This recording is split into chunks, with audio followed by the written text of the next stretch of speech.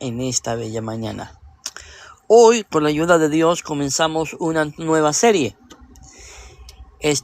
Ayer, gracias a Dios, terminamos la serie sobre la defensa. Ayer, gracias a Dios, terminamos la serie sobre la defensa de la perpetua virginidad de la Virgen María, Madre de nuestro Señor Jesucristo. Hoy, por la ayuda de Dios, comenzaremos una serie más sobre el pentecostalismo. Y el nombre de esta serie es Pentecostalismo Ocultista. ¿Por qué el nombre de Pentecostalismo Ocultista? Bueno, para todos es bien sabido que dentro del pentecostalismo se practican doctrinas, creencias, actividades que no tienen nada que ver con la palabra de Dios. Y en esta mañana vamos a comenzar con una de las doctrinas más populares dentro del pentecostalismo, que es el rapto. El rapto secreto, una historia secreta jesuita, evangélica y fantástica. Ese es el tema de esta mañana. Gloria a Dios. Pues vamos a comenzar con la ayuda de Dios en esta hermosa mañana. Prometo que el video no va a ser muy largo, como siempre. Alabado sea Cristo. La teoría del rapto secreto o arrebatamiento, como ellos pretenden mencionarlo, aunque la teoría del rapto no es mencionada en ninguna parte del Nuevo Testamento. Déjenme aclarar eso. El rapto no es mencionado. No hay nada en la Biblia, en el Nuevo Testamento, en los 27 libros del Nuevo Testamento, que hable del rapto. Habla del arrebatamiento, que es muy diferente. El arrebatamiento es una enseñanza bíblica inspirada por el Espíritu Santo y escrita por el apóstol San Pablo. Pero del arrebatamiento al rapto secreto existe una gran diferencia. Primero, Jesús jamás enseñó sobre el rapto. Los apóstoles jamás enseñaron sobre el rapto. Los padres de la iglesia jamás enseñaron sobre el rapto. La iglesia primitiva jamás lo enseñó. En 1517, cuando nace la Reforma, ninguno de los padres de la Reforma enseñó sobre el rapto. No fue hasta muchos años atrás que el rapto nace en Estados Unidos. Por esto, la teoría del rapto ha echado raíces en la iglesia evangélica a partir del siglo XVIII en adelante y expandiéndose por todos Estados Unidos en el siglo XIX. Esta doctrina llamada el rapto fue desconocida por la iglesia cristiana por más de 1700 años. En otras palabras, por 1700 años, jamás la iglesia enseñó sobre el rapto. 1700 años son muchos años, la verdad. Si usted estudia documentos del siglo XVIII o del siglo XV, siglo XVI, usted no va a encontrar ni una sola mención de esta enseñanza de rapto. Lo curioso de ahora es que ahora el rapto, del cual nació el dispensacionalismo, y después que terminemos el tema del rapto, vamos a comenzar de nuevo con el dispensacionalismo, que es otra falsa enseñanza del pentecostalismo. Así como me están oyendo, el pentecostalismo tiene muchas falsas enseñanzas. Y lo curioso de todo es que a los pentecostales les gusta señalar los pecados de los demás. les gusta señalar las falsas doctrinas de las demás iglesias, pero son incapaces de poder ver sus falsas enseñanzas, como la doctrina del rapto o la doctrina del dispensacionalismo. Claramente no van a ser las únicas doctrinas que vamos a hablar del pentecostalismo, hay muchas. Y quizás por el tiempo y por la disponibilidad que tengamos por nuestras ocupaciones, no podamos cubrir todas las teorías, falsas enseñanzas dentro del pentecostalismo, pero de algo puede estar seguro. Usted se va a ir satisfecho con la ayuda de Dios. Por esto podemos decir que esta doctrina del rapto fue desconocida por la iglesia cristiana por más de 1700 años. Ahora, esta doctrina es parte de la escatología evangélica, como que si fuera una doctrina realmente contenida en las Escrituras. Sin embargo, la mayoría de los que creen en esta doctrina del rapto ignoran su origen y cómo entró a ser parte de la escatología evangélica. ¿Sabía que ese es el problema de los evangélicos? No conocer su propia historia. Usted le pregunta a los evangélicos cómo comenzó la doctrina del rapto, cuáles fueron sus orígenes. Ellos no le van a poder contestar esa pregunta. ¿Por qué? Porque no la conocen. Los pentecostales no conocen su propia historia. Algunos le van a decir que sí, que Pablo la enseñó y le van a mostrar Primera de Tesalonicenses u otro capítulo de la Biblia, sacándolo fuera de contexto, porque esa es la única manera en la cual se puede justificar el rapto, sacando textos fuera de contexto. Pero cuando usted estudia la historia, se va a dar de cuenta que el rapto no tiene nada de bíblico. Por esto, los pentecostales ignoran su origen y cómo entró a ser parte de la escatología evangélica. No existe una historia real del rapto secreto antes de 1830. Exactamente. Así como me están oyendo. Antes de 1830, usted no va a encontrar ningún indicio histórico sobre esta doctrina nacida en los Estados Unidos. No la va a poder encontrar. ¿Por qué? Porque no existe. Aunque los dispensacionalistas tratan de justificarlo, porque siempre lo van a hacer, van a apelar a que sí existe. Pero la verdad es que no existe. Por esto ellos van a apelar a una enseñanza apócrifa que apareció en el siglo, o mejor dicho, en el año 373, de un monje ortodoxo del siglo IV llamado Efraín de Nisibis, el cual dice que los santos y electos serán congregados antes de la tribulación y llevados al Señor, para que no vean la confusión que está por venir. Este texto claramente es un texto espurio, o la confusión que está por venir.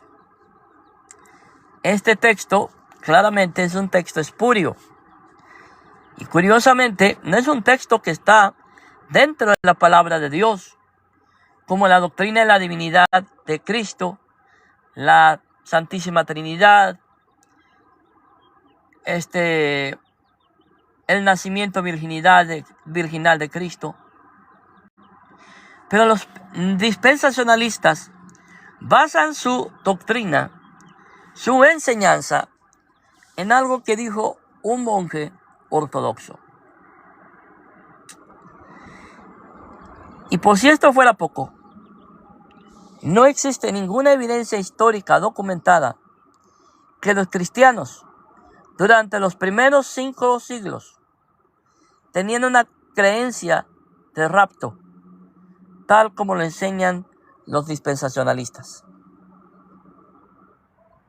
O sea que la doctrina del rapto, vuelvo a repetirla, no es histórica.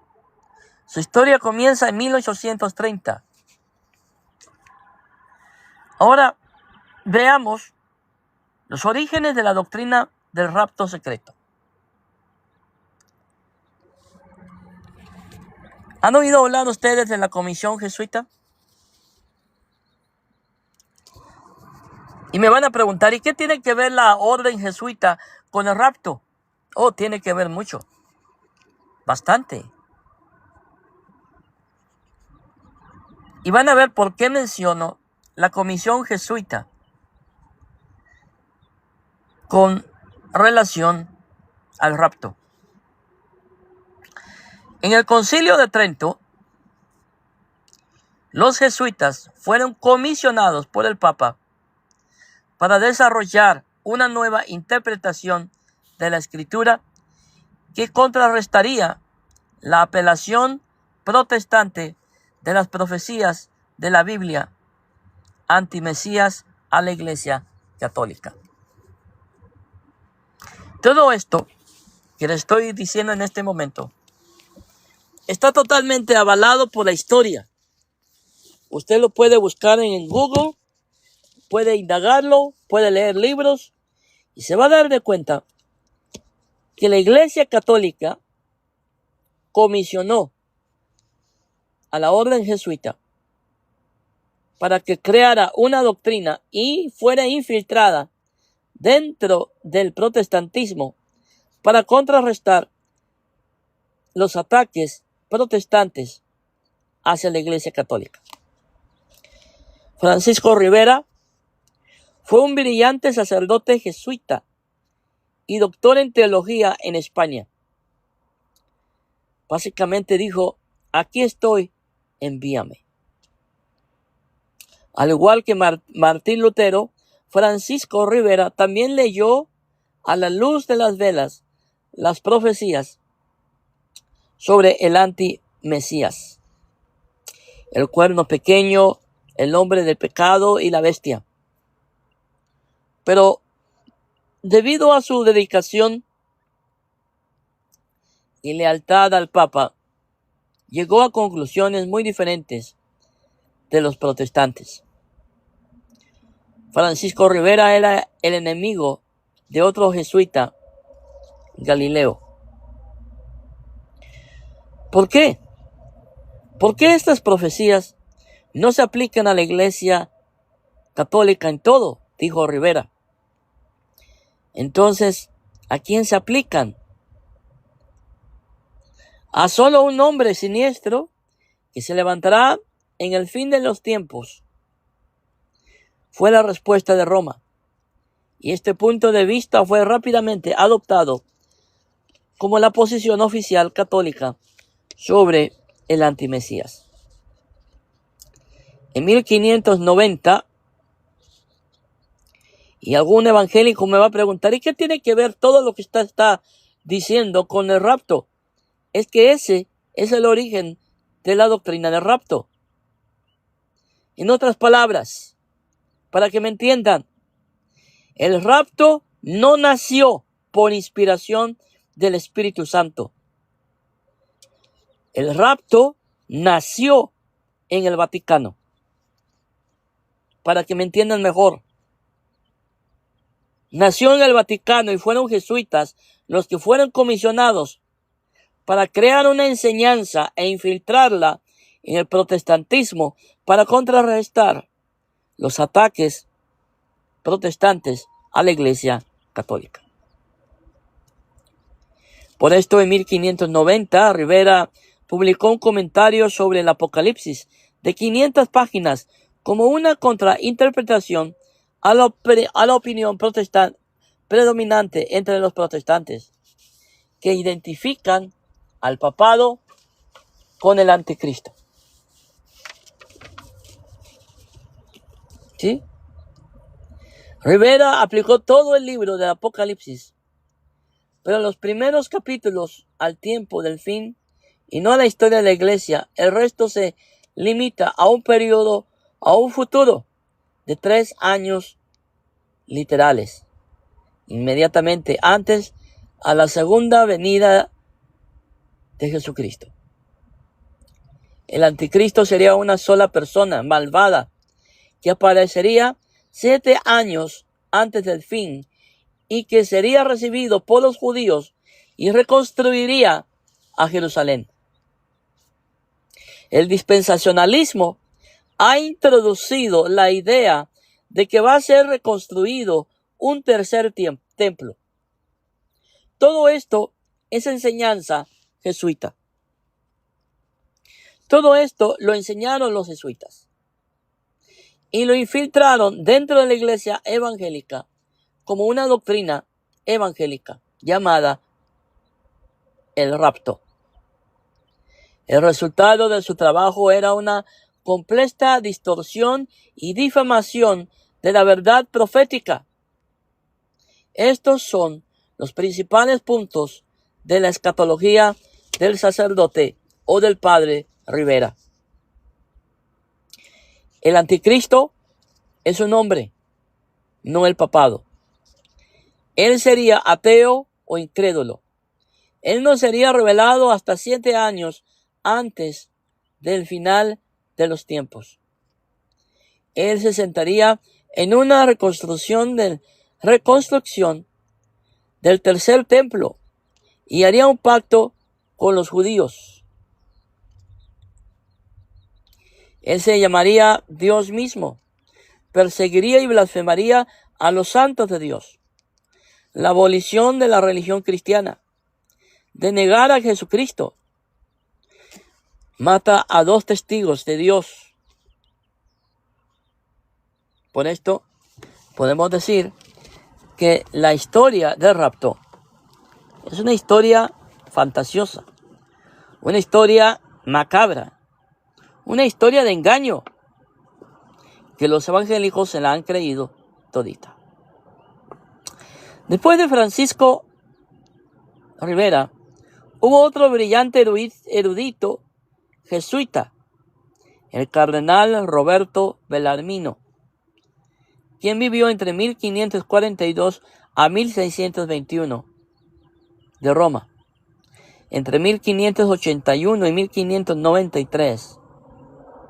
El cardenal Bellarmino publicó sus conferencias polémicas en torno a los puntos controvertidos de la creencia cristiana contra los herejes de la época. En estas conferencias uno puede ver que él está de acuerdo con Rivera. Las enseñanzas futurísticas de Rivera, su popularización, aún más por un cardenal italiano y el más renombrado de todos los polemistas jesuitas.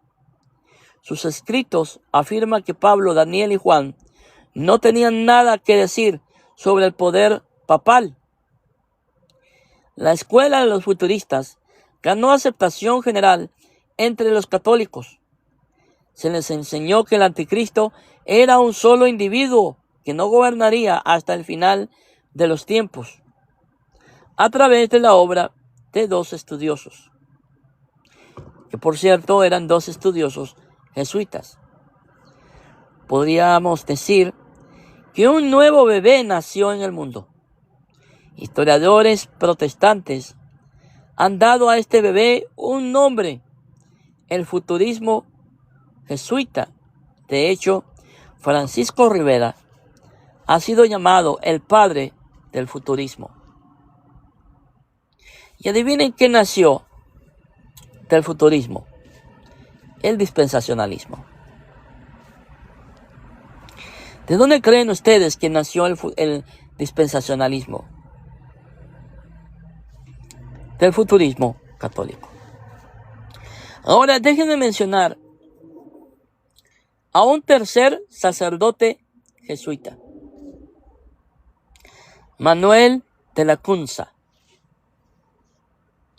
Manuel de Lacunza fue un jesuita de Chile.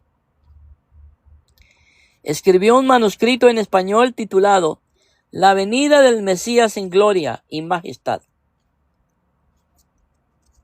Así se llamaba su libro. La venida del Mesías en gloria y majestad. ¿Cómo les está pareciendo?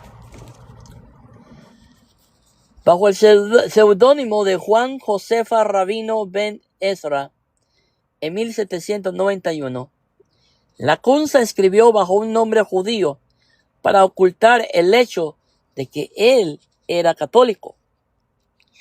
¿Y saben ustedes por qué él ocultó su identidad y se hizo pasar por judío? Para entrar más fácilmente al protestantismo. Vuelvo a repetirlo. Manuel Lacunza usó el seudónimo de Juan Josefa Rabino Ben Ezra en 1791 para ocultar el hecho de que él era católico, con el fin de dar a su obra una mejor aceptación en el protestantismo. Porque todos sabemos que los evangélicos, especialmente los pentecostales, son sumamente anticatólicos.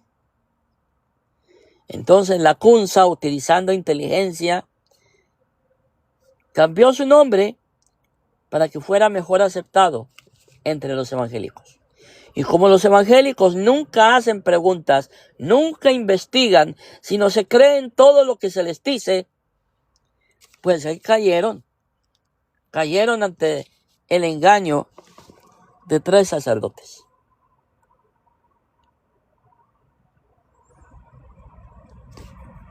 ¿Me están entendiendo?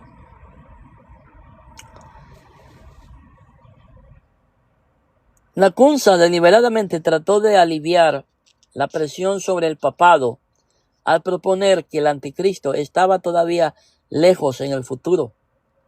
Su manuscrito fue publicado en Londres, España, México y París entre 1811 y 1826.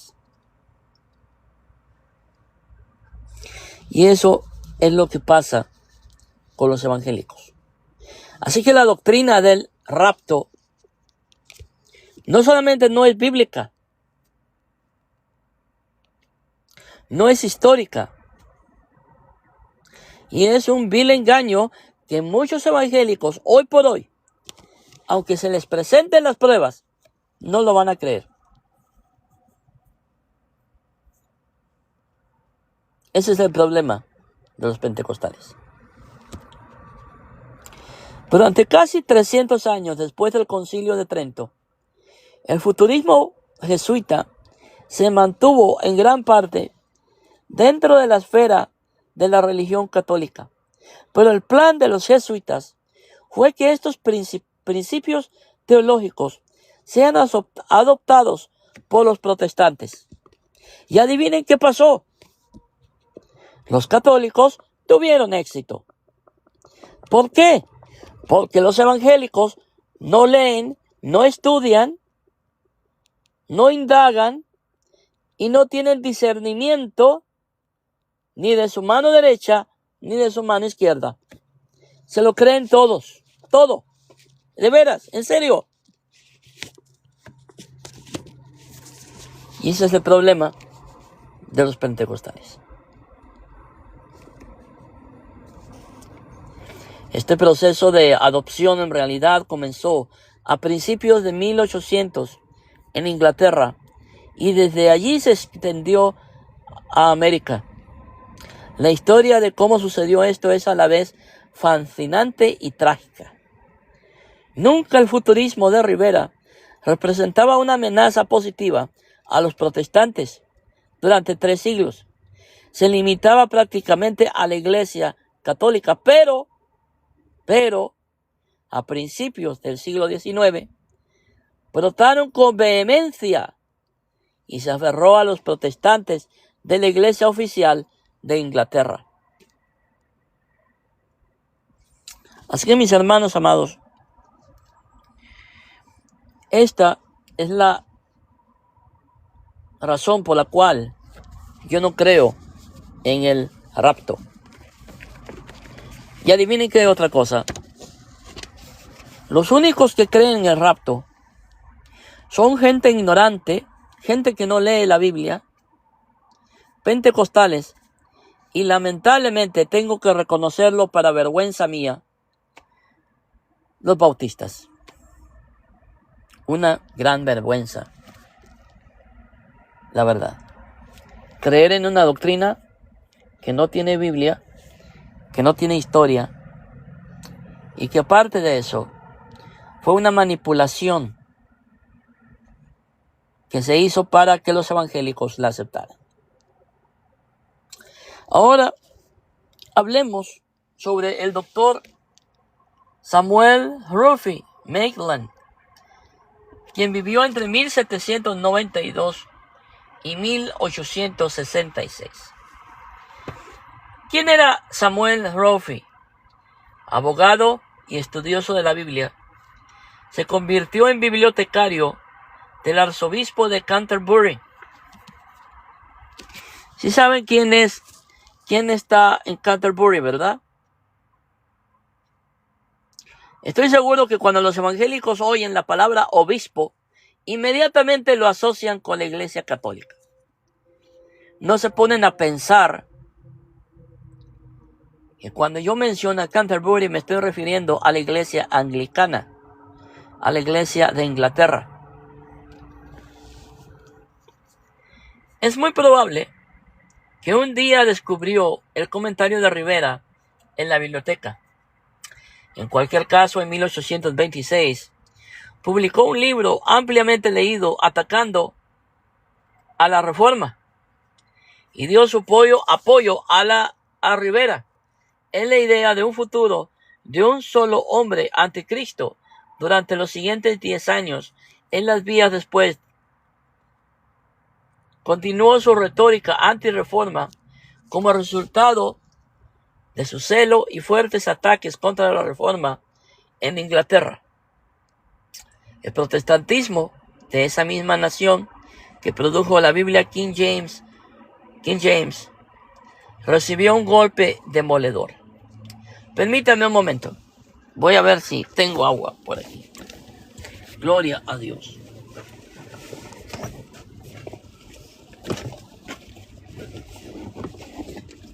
Alabado sea Cristo.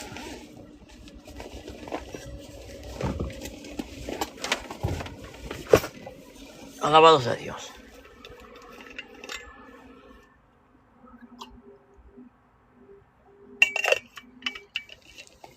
Gloria a Dios. Ahí was. Ok. Ya regresé. Ok, vamos a seguirle.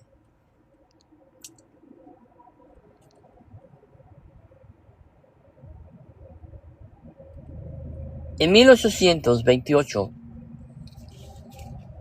sus reuniones al aire libre en Escocia atrajo una multitud de 10,000 personas. Su iglesia en Londres sentó 1,000,000 de personas que se llenaba semana tras semana con el pueblo extraído de los círculos más brillantes e influyentes de la sociedad.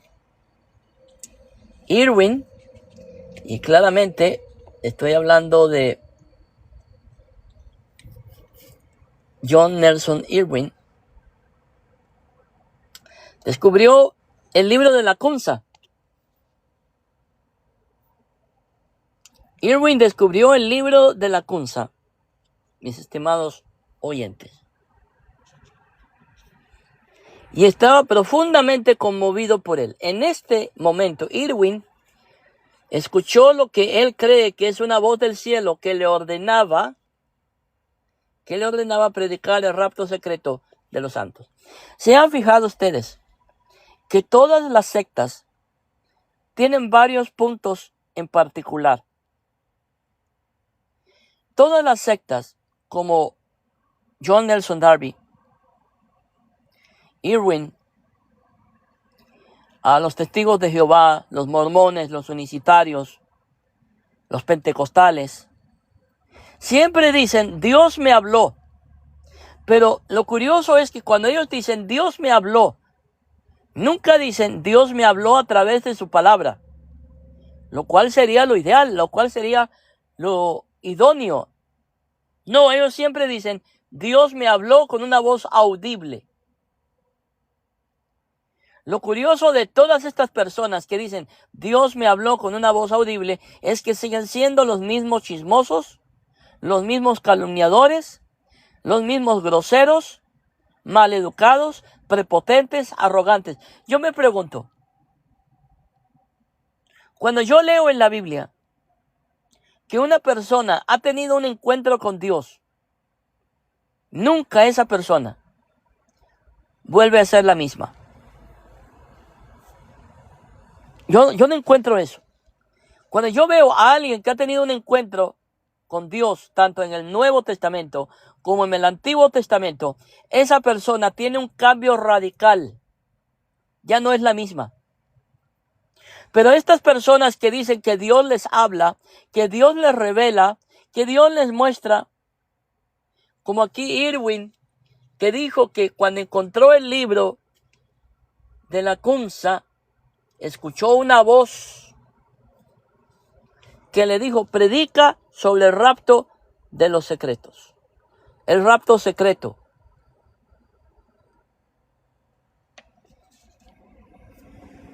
Es sumamente curioso. A mí me fascina esto. ¿Sí? Por esto, vuelvo a repetir que cuando Irwin descubrió el libro de la Kunza, estaba profundamente conmovido por él, por el libro, por lo que leyó. En este momento, Irwin escuchó lo que él cree que es una voz del cielo que le ordenaba predicar el rapto secreto de los santos. Irwin comenzó a celebrar conferencias bíblicas en toda Escocia, haciendo hincapié en la venida del Mesías para arrebatar a su iglesia. Sobre este mismo tiempo se inició la emergencia, o el resurgimiento, o el surgimiento de un nuevo movimiento que llegó a ser conocido como los Hermanos de Plymouth.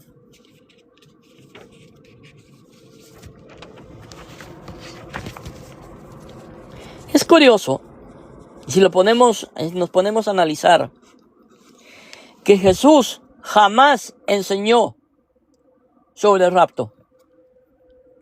No hay ni un solo versículo bíblico que enseñe que Jesús dijo, yo me iré, pero voy a regresar por mi iglesia, me la voy a llevar, y después de los 7 años voy a regresar con mi iglesia para juzgar a los vivos y a los muertos. En ninguna parte de los 4 evangelios, ni de las cartas de Pablo o la carta de otro apóstol, leemos esta historieta de dibujos animados. No se lee.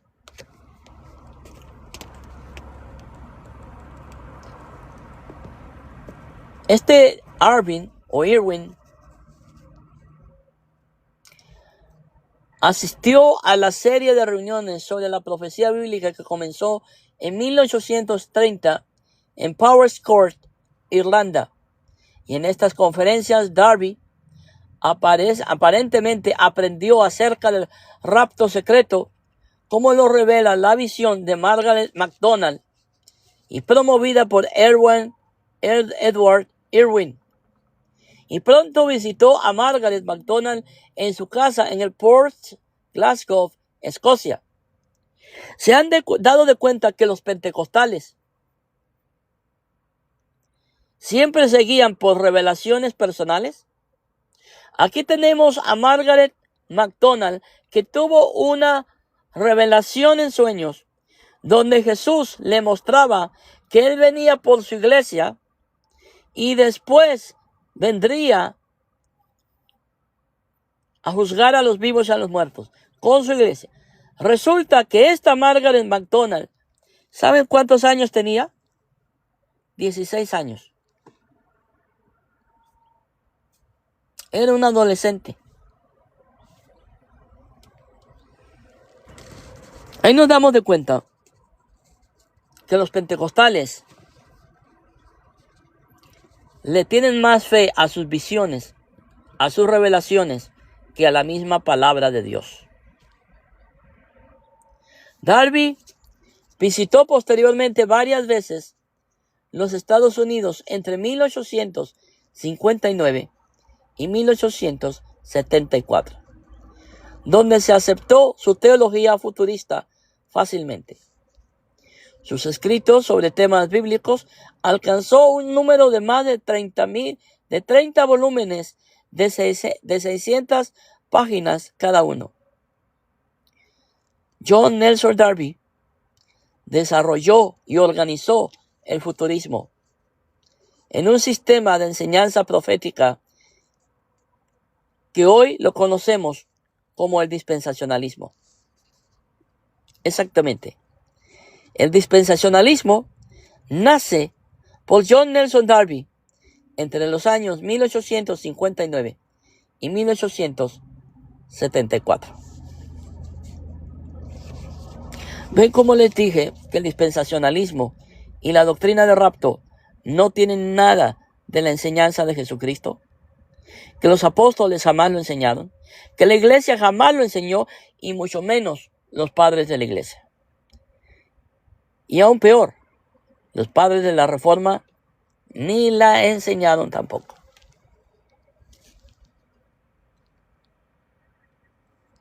¿Qué le vamos a hacer? Biógrafos de Darby se refieren a John Nelson Darby como el padre del dispensacionalismo y la joya de la corona en el reino del dispensacionalismo es, por supuesto, el rapto. El rapto es la joya en la corona del dispensacionalismo.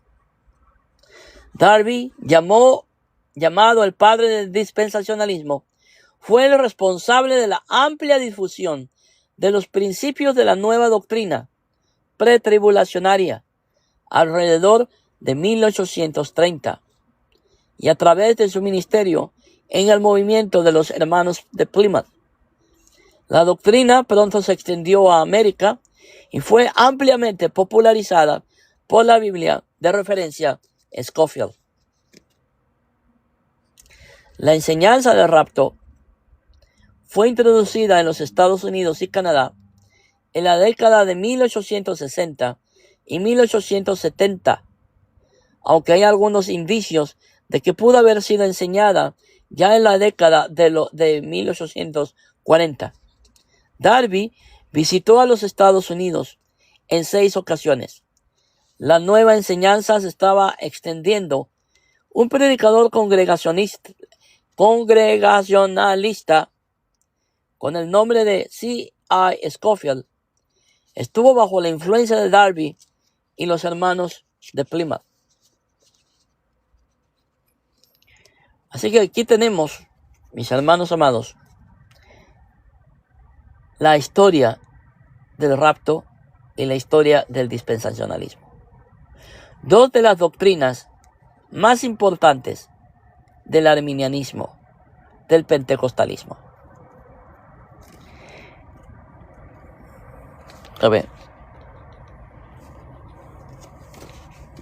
Aquí tenemos a un pobre guanaco, resentido, lastimado, que se está quejando. Ángel TV. Pobre guanaco, hereje, unicitario. Arrepiéntete, demonio, porque te vas al infierno. Pobre unicitario.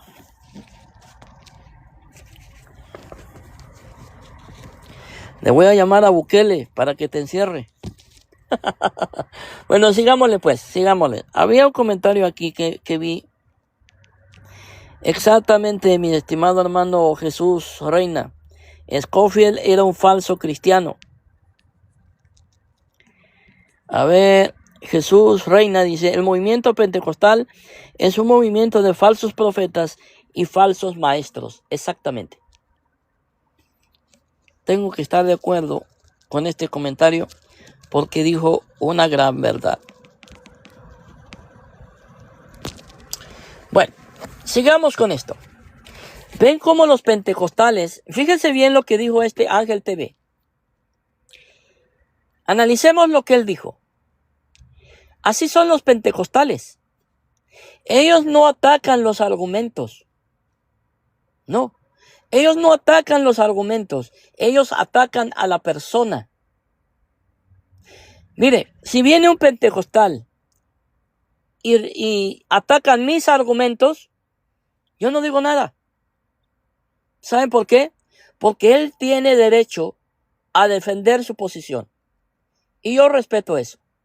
Yo se lo respeto. Él tiene derecho de refutar, derecho a defenderse. Cualquier ser humano tiene derecho a defenderse. El problema es que la mayoría de los pentecostales no tienen el conocimiento, no tienen el coeficiente para poder defender su doctrina de una manera inteligente, de una manera teológica, de una manera bíblica.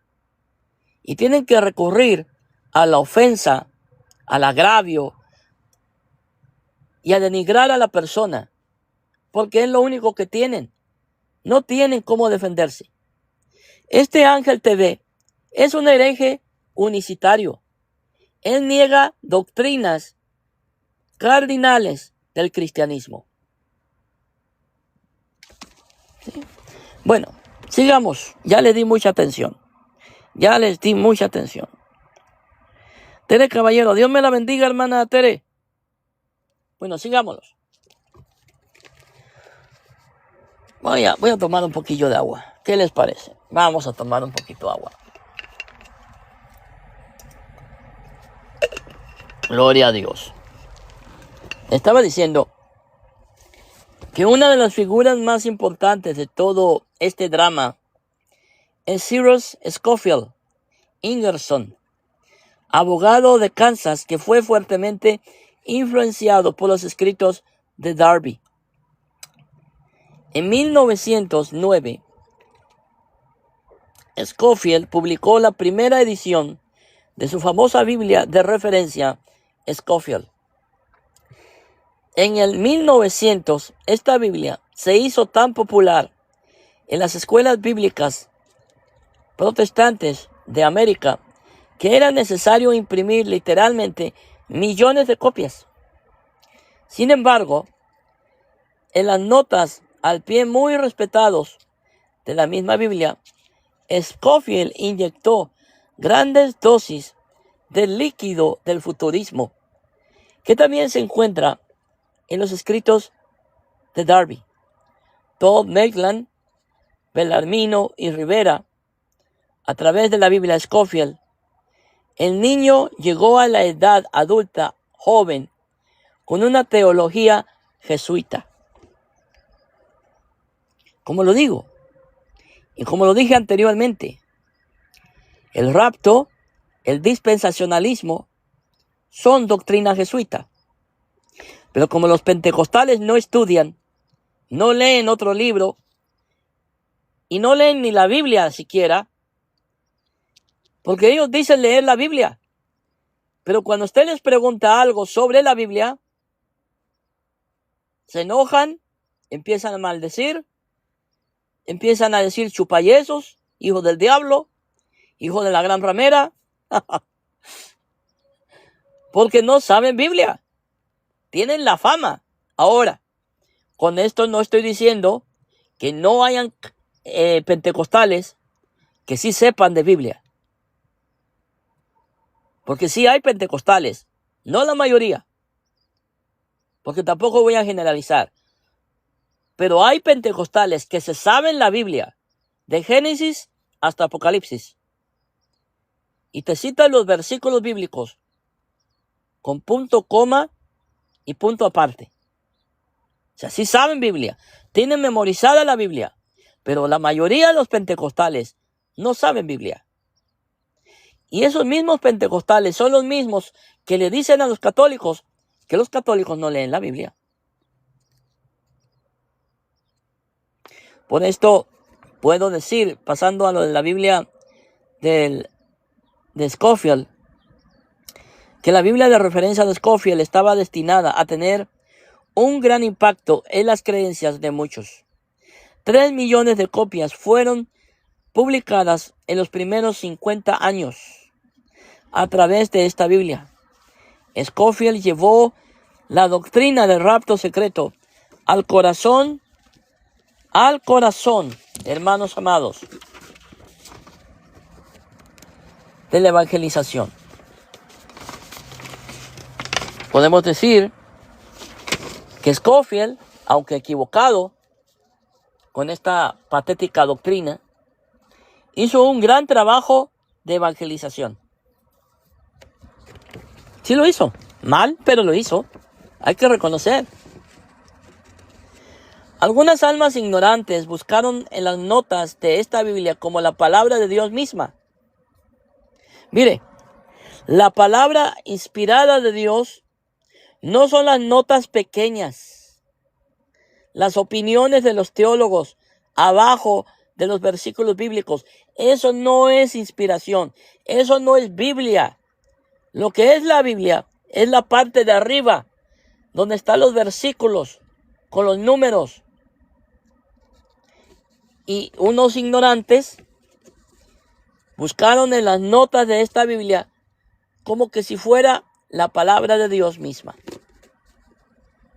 Publicado por primera vez por Oxford University en 1909. 1 millón de copias fueron impresas en 1930. La Biblia Scofield fue pieza fundamental para establecer firmemente la interpretación jesuita futurista inspirado en las escuelas protestantes de la Biblia en los Estados Unidos.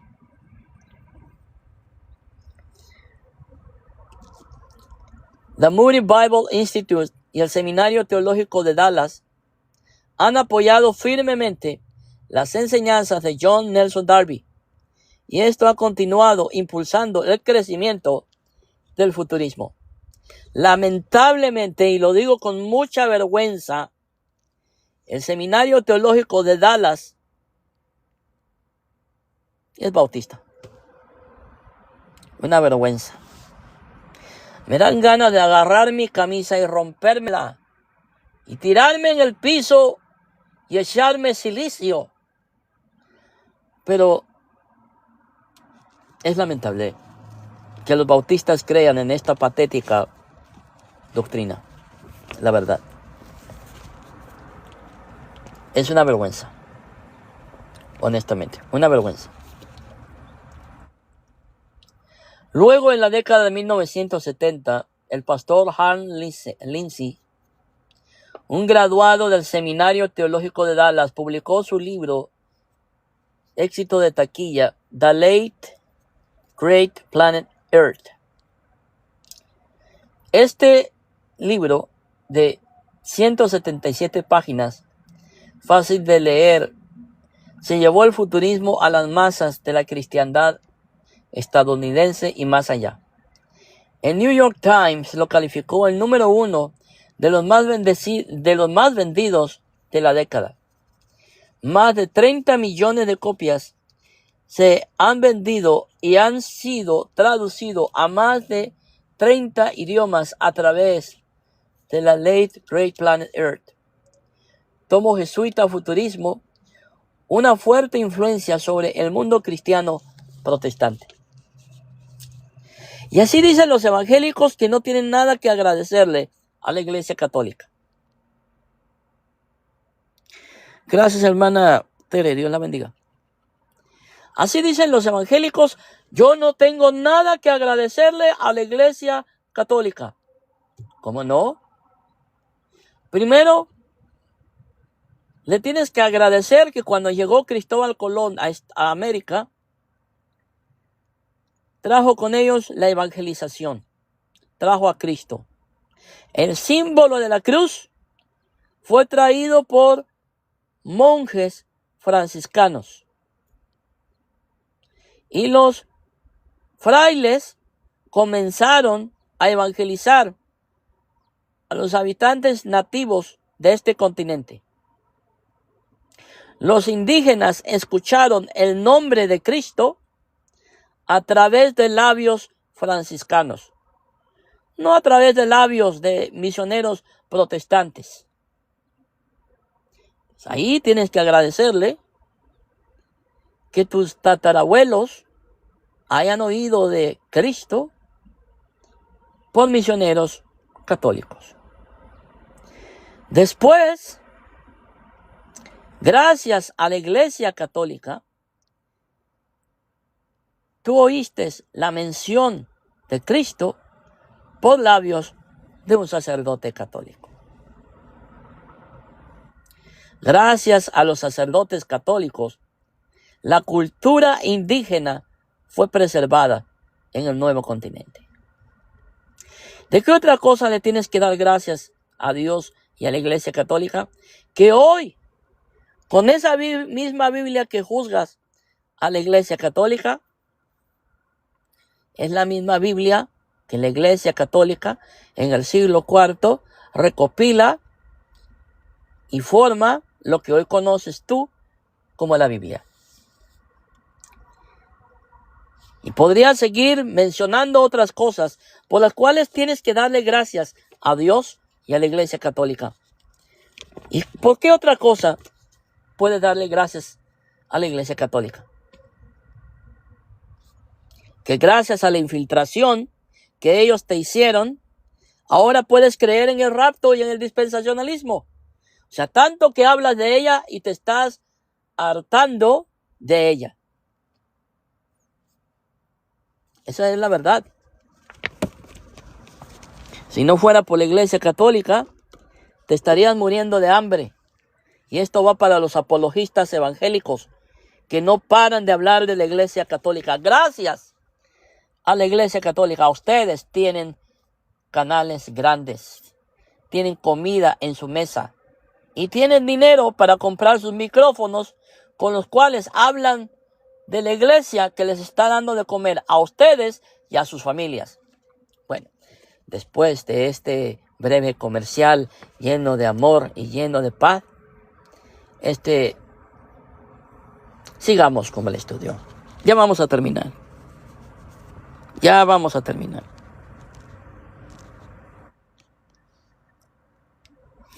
Dice Ángel TV, no soy unitario. No, pero es unitario, la misma cosa.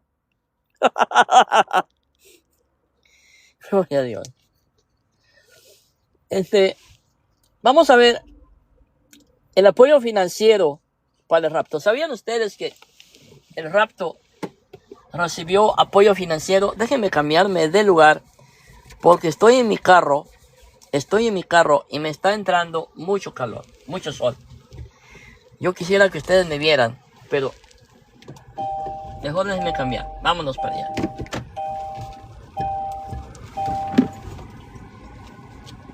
Gloria a Dios.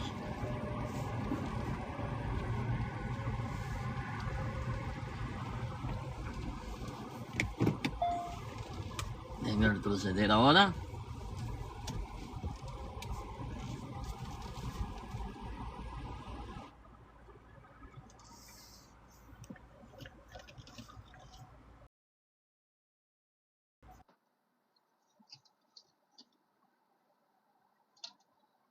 Ay.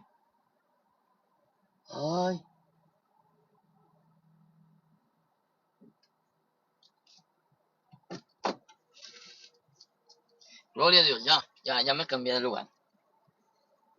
Aleluya. Me cambié de lugar, mis estimados. Ahora estoy aquí en la sombra. Glory to God. Ay, no. Vamos a ver. Bueno, vamos a ver ahora sobre el apoyo financiero que recibió esta enseñanza del rapto. ¿Por qué la creencia del rapto llegó a ser tan famosa? Porque se le invirtió dinero. No fue que Dios utilizó o que Dios movió los corazones. No fue que el Espíritu Santo hizo la obra. No, fue el dinero. Cuando a usted le diga a un evangélico, no, el rapto es una doctrina cristiana, una doctrina inspirada por el Espíritu Santo. Si no fuera así, ¿por qué la creen tanta gente? No fue por el Espíritu Santo, fue por el dinero que se le metió desde un principio. Por eso la doctrina del rapto tiene muchas personas que le siguen, porque se le ha invertido dinero. Como un evangelista me dijo hace mucho tiempo atrás, Percy, para que tú tengas éxito en el ministerio, necesitas invertirle dinero. Entre más dinero tú le inviertas a tu ministerio, más grande va a llegar a ser tu ministerio. No me mencionó para nada oración, ayuno, ni lectura bíblica. No, eso no me mencionó. No lo mencionó. Mencionó dinero. Entre más grande quieras ser, más dinero tienes que invertir en tu ministerio. Y esa es la forma como crecen los ministerios. No es tanto por la obra del Espíritu Santo. No. Es por el dinero que se le invierte y que la gente... ¿Por qué creen ustedes que a cada rato se está pidiendo dinero en las congregaciones?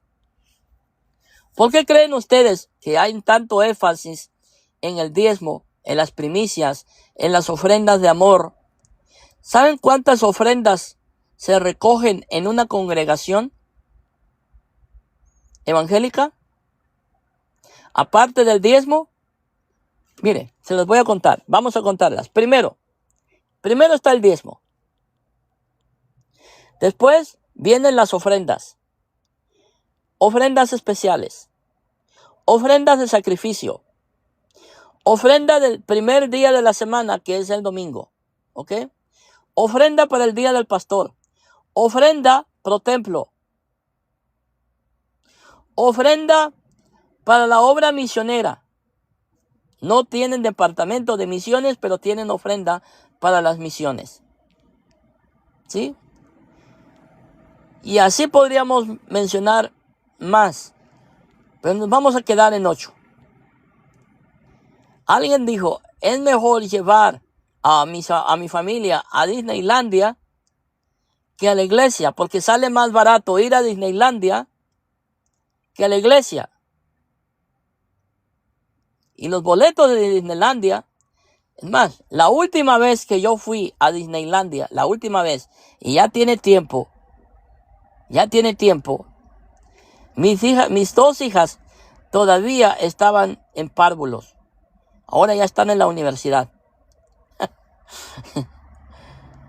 Me costó $75 por las 2 niñas y $100 por los 2 adultos. Y así sale más barato ir a Disneylandia sin contar la comida, los juguetes que se compran, las fotos que uno se toma, algunos regalitos. Sale más barato ir a Disneylandia que ir a la iglesia. Así que si algún día usted viene aquí a Estados Unidos y se hospeda en mi casa, yo lo invito a Disneylandia y después vamos a la iglesia. ¿Qué le parece? Entonces, como estaba diciendo, mis estimados oyentes, vamos a seguir leyendo mis notas, porque sí estoy leyendo mis notas. Darby se dirigió hacia afuera para la promoción, la improvisación y la edición a su nueva doctrina. Llegó a los Estados Unidos varias veces y viajó por todo el país. Dispensación. Uy, parece que ya... Ay, Dios. Parece que me quieren cerrar mi... Ok. Ya parecía que me iban a cerrar mi... ¿Cómo se llama? Pero bueno. Estaba diciendo que Darby llegó a los Estados Unidos varias veces y viajó por todo el país para predicar sobre la dispensación. Como suerte que tienen, siempre parecía ser los ricos los benefactores cercanos. Esto incluía a hombres como el excéntrico banquero Henry Drummond, que participó desde el principio, por lo que puso sus recursos a disposición de la iglesia de Irving y siguió apoyando el movimiento. El investigador Robert L. Pierce señaló que la movilidad inusual de Darby era evidente en su día y la hora en su aparente falta de problemas financieros. Al menos en una ocasión Darby fue a San Luis y se reunió con el ministro presbiteriano James H. Brooke entre 1830 y 1897. Mentor de Scofield y un líder clave en las conferencias de Biblia. La conferencia se celebraba anualmente en la ciudad de Niágara desde 1876 hasta 1897. Inicialmente en diferentes resorts en los Estados Unidos y a partir de 1883 en Niagara-on-Lake, Ontario, el Royal Queen Hotel. Fue ahí que el movimiento fundamentalista nació y solidificó. A continuación comenzó a dar forma al paisaje cristiano dispensacionalista en los Estados Unidos y sentó las bases para el premilenianismo, el fundamento de los cristianos sionistas. ¿Quiénes son los cristianos sionistas? ¿Quiénes son los cristianos sionistas? De este tema vamos a hacer otra serie. Vamos a hacer una serie sobre los evangélicos sionistas. Gracias al dispensacionalismo, que también vamos a hacer otra serie sobre el dispensacionalismo. En otras palabras, vamos a hacer una serie, o estamos ya haciendo una serie, sobre el pentecostalismo y sus doctrinas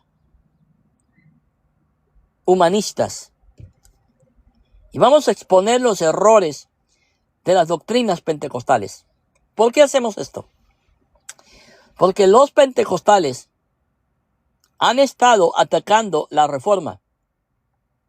Hace 2 días atrás, John Félix, conocido aquí en las redes sociales, en TikTok, dijo que él había estudiado la reforma, el calvinismo, por 2 semanas. 2 semanas. Y que en 2 semanas él se pudo dar de cuenta que el calvinismo tenía errores doctrinales. Bueno, aquí, en menos de... ¿Cuánto llevo ya? Dios mío. En menos de 20 minutos nos hemos dado de cuenta que una sola doctrina pentecostal tiene más errores que un político hispanoamericano. Y que para la forma de propagar su doctrina recurren al dinero, no a la oración, no al ayuno, ni a la ayuda del Espíritu Santo, sino al dinero que la gente les da. Por esto, hermanos amados, puedo decir que las conferencias que daba Darby atrajo a algunos de los más conocidos líderes cristianos de la época, como D.L. Moody, un evangelista conocido mundialmente, fundador de la Asociación de Jóvenes Cristianos, YMCA o YMSA, el Instituto Bíblico Moody en Chicago y el Instituto Bíblico de Los Ángeles, Biola, que no tiene nada que ver con otras instituciones. Bueno, mis hermanos, pues yo hasta aquí me voy a quedar. Hasta aquí me voy a quedar. Y si Dios lo permite, en el próximo video estaremos viendo los textos de prueba del rapto secreto. No se preocupen, todo está controlado. Los dispensacionalistas dicen, pero la Biblia habla de rapto, aquí están. Mentiras del diablo. Son textos manipulados para justificar el pretexto del rapto. Y lo vamos a estar probando bíblicamente. No hay ningún problema. Bueno, yo me despido en el nombre del Padre, del Hijo y del Espíritu Santo. Quedamos en la paz de Cristo. Que Dios les bendiga. Paz de Dios.